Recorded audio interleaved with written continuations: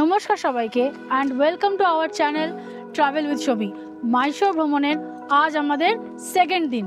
ইতিহাস, সংস্কৃতি আর ভ্রমণের অভিজ্ঞতার রোমাঞ্চ, এই তিনটে যেখানে একসাথে মেলে সেই জায়গারই নাম হচ্ছে শ্রীরঙ্গপট্টনম। আজ আমরা এক্সপ্লোর করতে চলেছি মাইসোর থেকে অনতি দূরে অবস্থিত সেই শ্রীরঙ্গপট্টনম, যা কেবলমাত্র একটি ট্যুরিস্ট স্পট নয়, বরং ইতিহাসের এক অসাধারণ অধ্যায়। কাবেরী নদীর দ্বারা সৃষ্ট এই দ্বীপ বা আইল্যান্ড কিন্তু কোনো সাধারণ হিস্টোরিক টাউন নয়, বরং স্বয়ং the tiger of Mysore Tipu সুলতানের রাজধানী ছিল এই শ্রীরঙ্গপট্টনম। এখানে রয়েছে গ্র্যান্ড রঙ্গনাথা স্বামী টেম্পল, বিউটিফুল দরিয়া দৌলতা বাগ আর সেই ঐতিহাসিক দুর্গ যা আজও রাজকীয় ইতিহাসের সাক্ষী। তো চলো শুরু করি আজকের ব্লগ, যাতে বলবো এখানে কিভাবে আসবে, কি কি ঘুরে দেখবে এবং কিভাবে কি কি খাবার এখানে এসে ট্রাই করতে পারো, এবং লাস্টলি এখানে ঘুরতে তোমাদের খরচ কত হবে। So let's begin. Good morning, এখন বাজছে সকাল 9টা আর আজকের দিনের সাইট সিইং শুরু করার জন্য আমরা মোটামুটি রেডি। তবে ঘোরাঘুরি শুরু করার আগে খেয়ে নিতে হবে ব্রেকফাস্ট। তো চলো দেখা যাক কোথায় গিয়ে ব্রেকফাস্ট করা যায়। চলো এসো আমার সাথে। আমরা আজকে ব্রেকফাস্ট করতে এসেছি, আমাদের মায়া স্কিন কোর্টের পাশেই রয়েছে কর্ণাটকা স্টেট ট্যুরিজমের যে ময়ূরা হোসালা হোটেল, তারই ক্যান্টিন বা রেস্টুরেন্ট যেটাই বলো সেখানে। এখানে কিন্তু বাইরের লোককেও অ্যালাউ করে, মানে এখানে না থেকেও শুধু এখানে খেতে আসা যায়। ব্রেকফাস্ট, লাঞ্চ, ডিনার সব কিছুই এখানে অ্যাভেলেবেল থাকে এবং প্রাইসও যথেষ্ট আমাদের রিজনেবলই লাগে। হ্যাঁ, যেমন ধরো ব্রেকফাস্টে এখানে আমাদের কাছে 4টে অপশানই আছে: ইডলি, ধোসা, সাম্বার এবং পুরি। যেমন ধোসা আমরা মশলা ধোসা নিয়েছি এবং তুমি যা খুশি নাও, তাতে তোমার পার প্লেট 70 টাকাই লাগবে। আমাদের ব্রেকফাস্ট মশলা ধোসা, দেখতেই পাচ্ছ ধোসাগুলো কিন্তু বেশ বড় সাইজের, তার সাথে সাম্বার চাটনি তো আছেই। তো চলো এবার খেয়ে বলছি জিনিসটা কীরকম।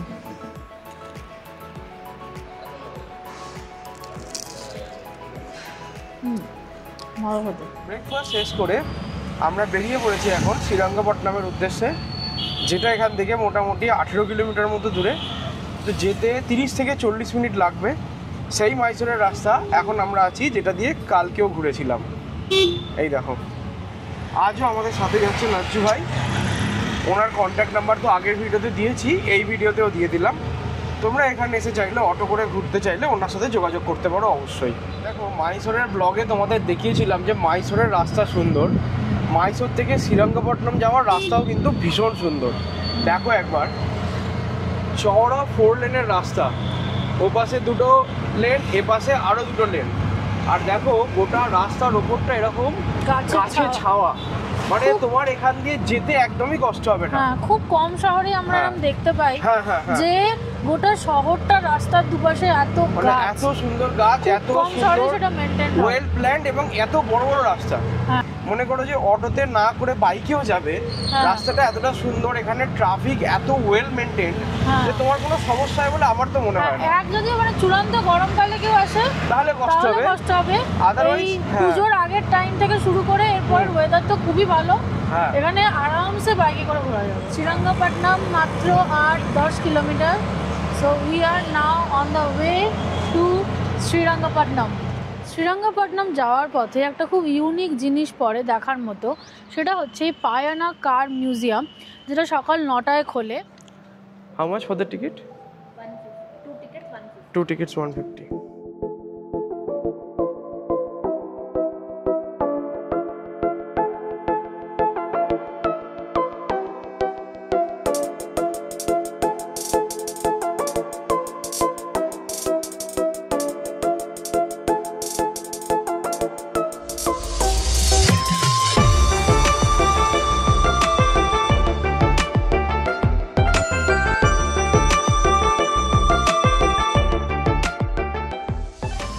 কার মিউজিয়াম দেখা হয়ে গেছে, এগিয়ে চলেছি শ্রীরঙ্গপট্টনমের দিকে। বাট এই জায়গাটা কিন্তু ভীষণ সুন্দর, মিস করো না। হ্যাঁ, মানে মিউজিয়াম হিসেবে বাদ দিয়ে দিও না, মানে প্রবাবলি এরকম জায়গায় এরকম মিউজিয়াম খুব কমই হয়। হ্যাঁ, শ্রীরঙ্গপট্টনম বলতেই যার কথা আমাদের প্রথম মাথায় আসেন তিনি আর কেউ নন, মাইসোরের বাঘ টিপু সুলতান। তো আমাদের শ্রীরঙ্গপট্টনমে পৌঁছে গিয়ে প্রথম যে স্থান দিয়ে আমরা আমাদের আজকের সাইট সিইং শুরু করছি সেটা হলো টিপু সুলতান, তার মা এবং তার বাবার সমাধিস্থল দিয়ে। এই জায়গাটাকে বলা যেতে পারে টমস অফ টিপু সুলতান বা গম্বুজও বলে হিন্দিতে। চলে এবার এটার ভেতরে প্রবেশ করা যাক। এই জায়গাটা ভিজিট করার জন্য কিন্তু কোনো এন্ট্রি ফি নেই। 1799 সালের 4 মে চতুর্থ অ্যাংলো মাইসোর যুদ্ধ চলাকালীন টিপু সুলতান শহীদ হওয়ার পর তাকে এখানে এনেই কবর দেওয়া হয় এবং তার সমাধি এখানেই রয়েছে। আর এই জায়গাটা চতুর্দিকে ভীষণ সুন্দর করে বাগান দিয়ে সাজানো। তবে এখানে শুধু টিপু সুলতান নয়, যেমনটা বললাম তার মা, বাবা, তার পুত্র এবং তার পরিবারের অনেক সদস্যেরই কবর এখানে রয়েছে। টিপু সুলতানের সমাধি বা যেটাকে বলে টমস অফ টিপু সুলতান দেখে ফিরলাম। ভারতের এই বীর যোদ্ধা যাকে বলা হতো টাইগার অফ মাইসোর, তার শেষ পরিণতিটা খুব যে সুন্দর হয়েছিল তা নয়, একদমই তাই। শেষটা একটু বিয়োগান্তক। একটা ভারতের বীর যোদ্ধার এই বিয়োগান্তক পরিণতি থেকে খারাপই লাগে অবশ্য। আর এনার মৃত্যুর সাথে সাথেই মোটামুটি ভারতের স্বাধীনতার অধ্যায় শেষ হয়ে যায় এবং অনেকটাই ব্রিটিশদের শাসনে চলে আসে। গোটা পুরনো ভারতের ইতিহাসটাই তাই। হ্যাঁ, নিজেদের মধ্যে খেয়োখি আর মারামারির চক্করে ব্রিটিশরা সবাইকে হারিয়েছে। এখানেও আলাদা কিছু নয়। যাই হোক, চলো এগিয়ে যাই পরের স্পটের দিকে। আমরা এখন দাঁড়িয়ে আছি শ্রীরঙ্গপট্টনমের অন্যতম দর্শনীয় স্থান কাবেরী সঙ্গম বা কাবেরী ত্রিবেণী সঙ্গম। কারণ এখানে কাবেরী, লোক পাবনী এবং হেমাবতী এই 3টে নদী এখানে মিলেছে। আর এই ত্রিবেণী সঙ্গম অন্যান্য সঙ্গমের মতোই ভীষণ পবিত্র। যেমন প্রয়াগরাজেও মনে করা হয় যে সেখানে চান করলে সমস্ত পাপ মুছে যায়, ঠিক সেরকমভাবেই সাউথ ইন্ডিয়াতেও মনে করা হয় এই সঙ্গমে চান করলে পাপ মোচন হয়। শুধু তাই নয়, এখানে এসে পিতৃপক্ষের সময় যে তর্পণ হয় সেটাও কিন্তু এইখানে করা হয়। আর এমনিতেও কাবেরীকেও দক্ষিণ ভারতের গঙ্গা বলা হয় এর পবিত্রতার জন্যই। জায়গাটার হিস্টোরিক সিগনিফিকেন্স এবং সমস্ত কিছু খুব ভালো লাগলেও, যেরকম তোমরা ব্লগেও দেখতে পেলে, যেটা আমাদের ভালো লাগলো না যে এত ইম্পর্ট্যান্ট একটা জায়গা হিস্ট্রিক্যালি এবং জিওগ্রাফিক্যালি এবং ধর্মীয় দিক থেকেও জায়গাটার মেনটেনেন্স খুবই বাজে, খুব নোংরা জায়গাটা, খুব নোংরা, মানে মারাত্মক রকম নোংরা, যে এটা কিন্তু ভালো লাগলো না আমার। হ্যাঁ,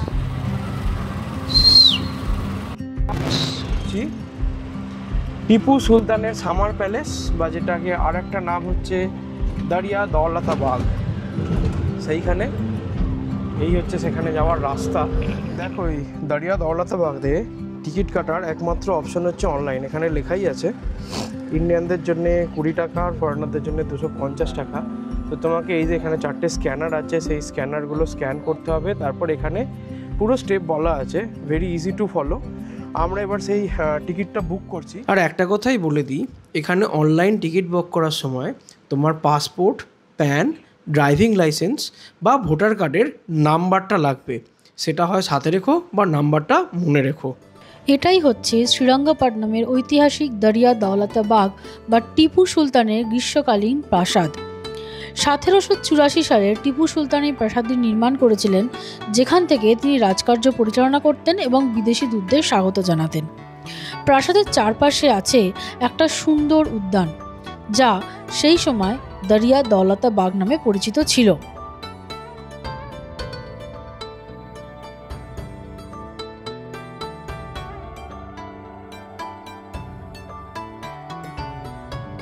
পুরো প্রাসাদটি তৈরি কাঠ দিয়ে, বিশেষত টিক উড।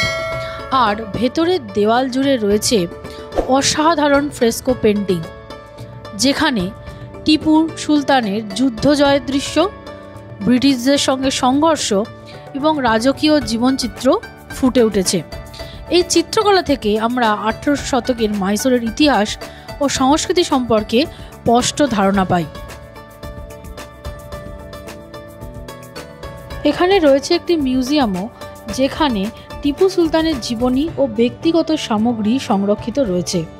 যারা টিপু সুলতানের বীরত্ব ও ঐতিহ্যকে কাছ থেকে অনুভব করতে চাও, তাদের জন্য এই সামার প্যালেস এক অবিস্মরণীয় অভিজ্ঞতা। টিপু সুলতানের সামার প্যালেস বা দারিয়া দৌলতাবাদ দেখা কমপ্লিট।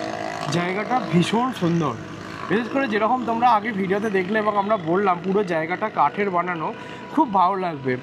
আর আমরা এখন দাঁড়িয়ে ঠিক দাঁড়িয়ে দৌলতাবাদের বাইরে রাস্তায়, এর মধ্যে এখন বাসতে চলেছে প্রায় 100-1টা। খিদেও পেয়ে গেছে। দাঁড়িয়ে দৌলতাবাদ গেটের উল্টো দিকেই আছে একটা সুন্দর রেস্টুরেন্ট, এটার নাম হচ্ছে সুখ সাগর। এই রেস্টুরেন্টেই এখন আমরা খেতে যাব। দেখা যাক কি পাওয়া যায়, চলো ভেতরে যাওয়া যাক। আচ্ছা, আমাদের খাবার এসে গেছে। আমরা নিয়েছি ভেজ ফ্রাইড রাইস, যেটা পড়েছে 110, এটা চিলি গোবি যেটা পড়েছে 160, আর তার সাথে নিয়েছে একটা গ্রিন স্যালাড যেটা পড়েছে 90 টাকা। আর এর আগে আমরা মশলা পাপড় খেয়েছি যেটা পড়েছে 30 টাকা। তো চলো এবার খাওয়ার টেস্ট কীরকম সেটা তোমাদেরকে বলছি। ফ্রাইড রাইসের রাইস আমাদের ওখানকার মতো রাইস নয়, আগেই বলে দিচ্ছি সেটা। নর্মাল যে এখানে রাইস, লোকাল রাইস, সেই রাইসই দিয়েছে এরা। ট্রাই করবো চিলি গোবি, এটা নিয়ে আমি একটু টেনশনে আছি, বিকজ এখানে খাবার তো জেনারেলি স্পাইসি হয়। এবার খেয়ে দেখছি কীরকম।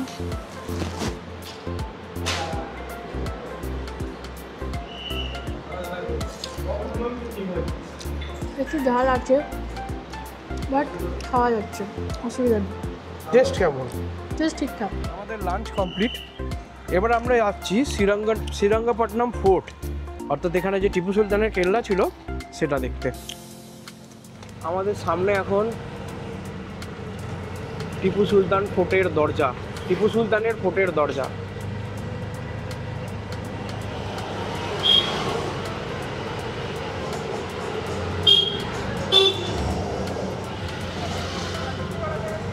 পুরো জায়গাটি আগে এরকম পাঁচিল দিয়ে ঘেরা ছিল।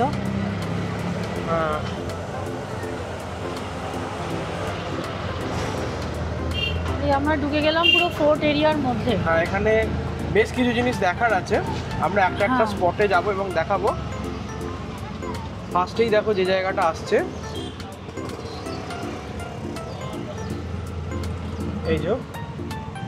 এই জায়গাটা, এটার নাম হচ্ছে জামিয়া মসজিদ বা অনেকে বলে মসজিদে আলা।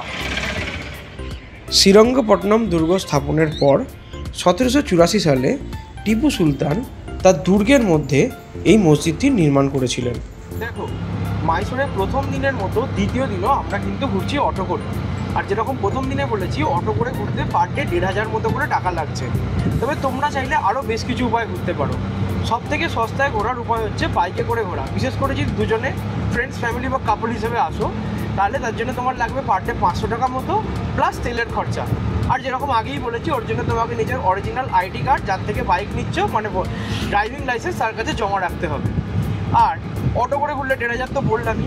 এর থেকে বেটার অপশন হচ্ছে তুমি যদি 4 জনে থাকো, তাহলে তুমি যদি বেশি যদি থাকো, তুমি গাড়ি করে যদি ঘোরো, সেক্ষেত্রে ছোটো গাড়ি মানে ডিজায়ার জাতীয় ওতে যদি ঘোরো, তাহলে পার ডে খরচা হবে 2500 টাকার মতো।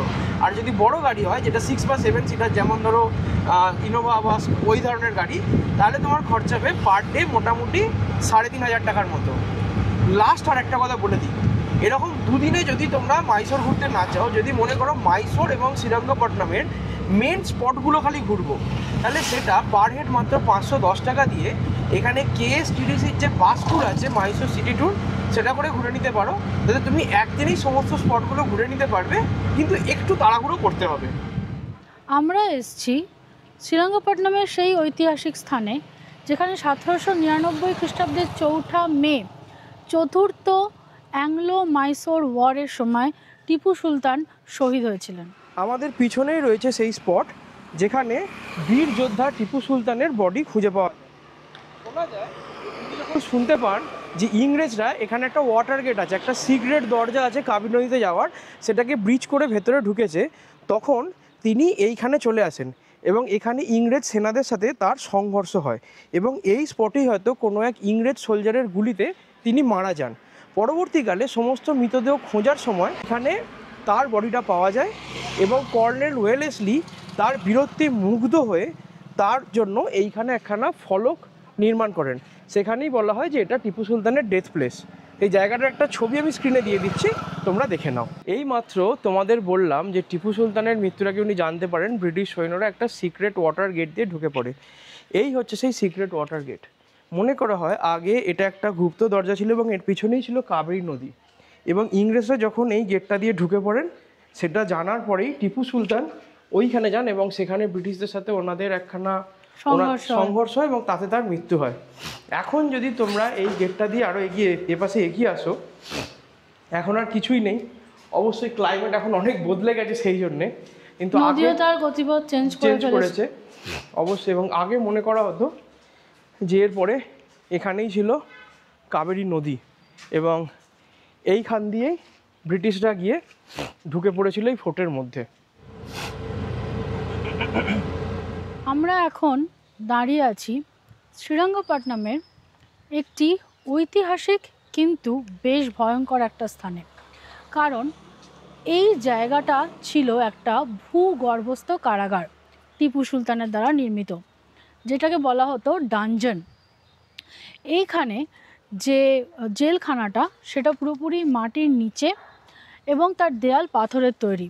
ভেতরে নাকি এখনও যে শিকল দিয়ে হাত পা বেঁধে রাখা হতো বন্দীদের, বিশেষত ইংরেজ সৈন্যদের এখানে বন্দি করা হতো, তো সেগুলো নাকি এখনও ভেতরে গিয়ে দেখা যায়, সেটা আমরা দেখব। আর এইখানে কর্নেল বেলি যে ছিল সে এইখানে এই মানে বন্দি অবস্থাতেই মারা যায় এবং সেই জন্য এই জায়গাটার নাম হয়ে যায় কর্নেল বেলিজ ডানজন। তো চলো এবার ভেতরে যাওয়া যাক আর দেখা যাক জায়গাটাকে।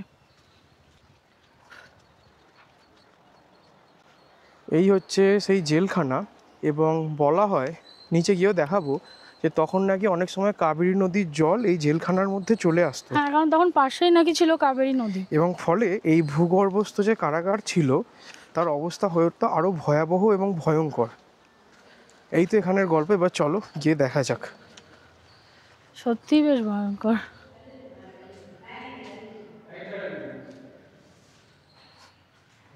এই ছিল সেই ভয়ঙ্কর শ্বাসরোধকারী কারাগার।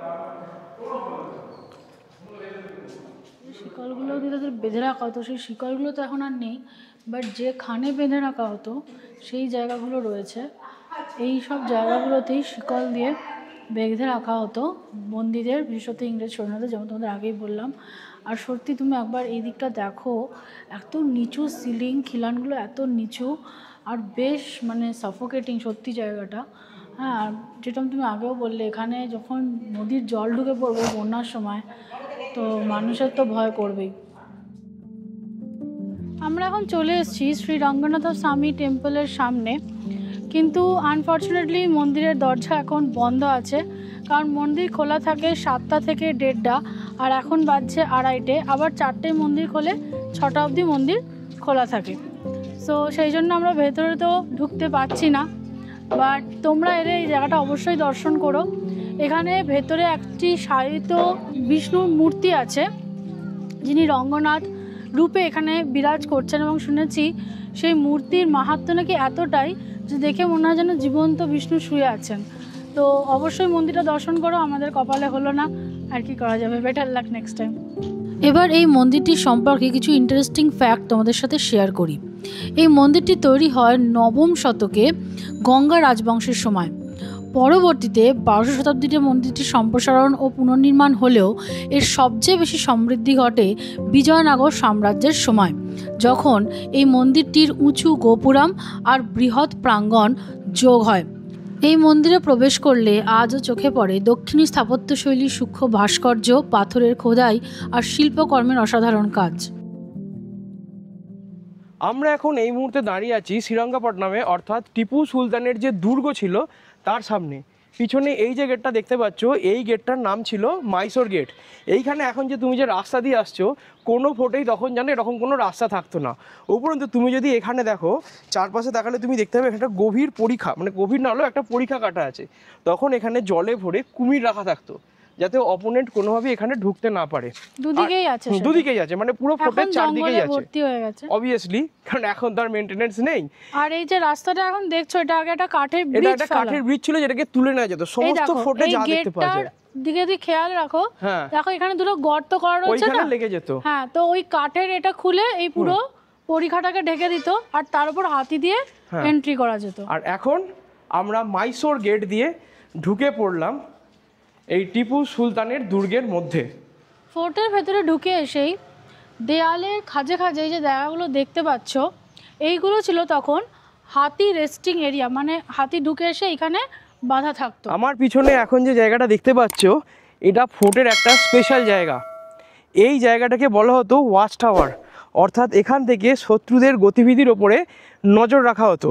একটা মজার জিনিস আমরা নোটিস করলাম তখনকার দিনের হিসেবে বলেই, এই জায়গাটা এমনভাবে বানানো যে আমি যদি এখান থেকে কিছু বলি সেই আওয়াজটা পুরোই জায়গার মধ্যে ইকো হচ্ছে, যে যাতে ধরো সেই সময় কেউ যদি এই ওয়াচ টাওয়ার থেকে নোটিস করে কিছু বললো সেটা এই ফোর্টের মধ্যে সবাই শুনতে পেয়ে যাবে। আমার পিছনে এখন ওই যে জায়গাটা দেখতে পাচ্ছ ওটা হচ্ছে টিপু সুলতানের সময়কার রকেট লঞ্চিং মানে স্টেশন।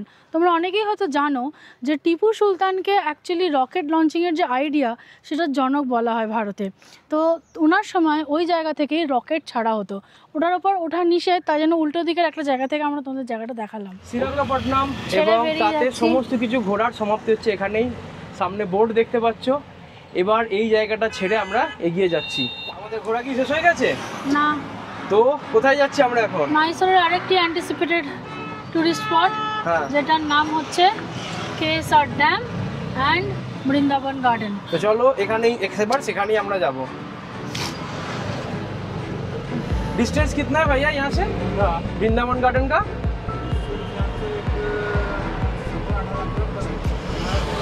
45 मिनट्स लग जाता। 45 এখান থেকে মোটামুটি ধরো না 18 কিলোমিটার মতো দূরে, আর যেতে মোটামুটি ওই আধ ঘন্টা থেকে 45 মিনিট তো লেগেই যাবে। টু বৃন্দাবন গার্ডেন, মানে আমরা চলে এসেছি কেএসআর ড্যামের একদম কাছাকাছি। 8:15 বাজছে, আমরা চলে এসেছি KSR dam plus Brindavan garden. ওই যে দেখো উঁচু প্রাচীরের মতো যে জায়গাটা মনে হচ্ছে ওটা অ্যাকচুয়ালি কেএসআর ড্যামের পেছন দিকটা, আর তার পাশেই রয়েছে এই যে বৃন্দাবন গার্ডেনে ঢোকার গেট, আর ওইখানে হচ্ছে টিকিট কাউন্টার। তো আমরা এখন এগোচ্ছি টিকিট কাউন্টারের দিকে। চলো দেখা যাক কত টাকা করে টিকিট আর কি আছে এই বৃন্দাবন গার্ডেনে। আমরা এসে গেছি কেএসআর ড্যামের পাশেই বৃন্দাবন গার্ডেনের ভেতরে। এখানে অ্যাডাল্টদের জন্য টিকিট লাগে পার হেড 100 টাকা, আর বাচ্চাদের জন্য টিকিট লাগে 50 টাকা। এরকম ক্যামেরা নিয়ে এখানে ঢোকা যায়, তার জন্য 100 টাকা এক্সট্রা দিতে হয়। প্রত্যেক দিন কিন্তু মিউজিক্যাল ফাউন্টেন শো হয়, প্রত্যেক দিন। তার মধ্যে সোম থেকে মানে প্রত্যেক উইকডেসে হয় এটা, সন্ধ্যে 6:30 থেকে 7:30, এবং উইকেন্ডে বা মোস্ট লাইকলি রোববার হয় 6:30 থেকে 8:30, মানে 2 ঘন্টা। এই বৃন্দাবন গার্ডেন তৈরি করা হয়েছিল 1930 সালে, আর তৈরি করেছিলেন বিখ্যাত আর্কিটেক্ট এম বিশ্বেশ্বরায়া, আর তাকে পূর্ণ সহযোগিতা করেছিলেন সেই সময় ওয়াদিয়ার বংশের রাজা কৃষ্ণ রাজা ওয়াদিয়ার, পূর্ণ সহায়তা করেছিলেন এই সম্প্রসারণটা করার জন্য। আর এই যে পার্কটা বা গার্ডেনটা এটা টোটাল 60 একর জায়গার ওপর গড়ে উঠেছে, এবং এই যে পুরো লেআউটটা দেখতে পাচ্ছ, এই যে পুরো পার্কের লেআউটটা এটা করা ফ্রেঞ্চ ল্যান্ডস্কেপের আদলে, যার জন্য এটাকে দেখতে এত সুন্দর লাগে।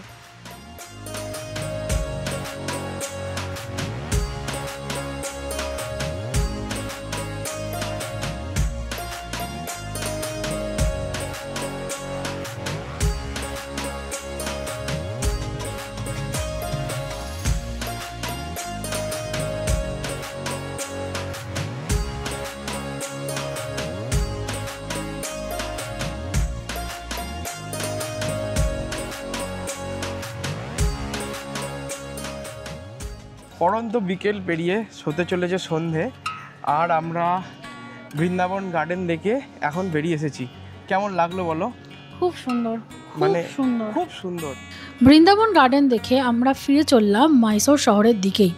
আর আজ ইচ্ছা আছে মাইসোরের দেবরাজা মার্কেটের কিছু জুয়েলারি শপ এক্সপ্লোর করার। আমার খুব শখ ছিল যে এখানে ঘুরতে এসে একটু সাউথ ইন্ডিয়ান জুয়েলারি দেখবো, fashion jewellery, obviously gold jewellery নয়।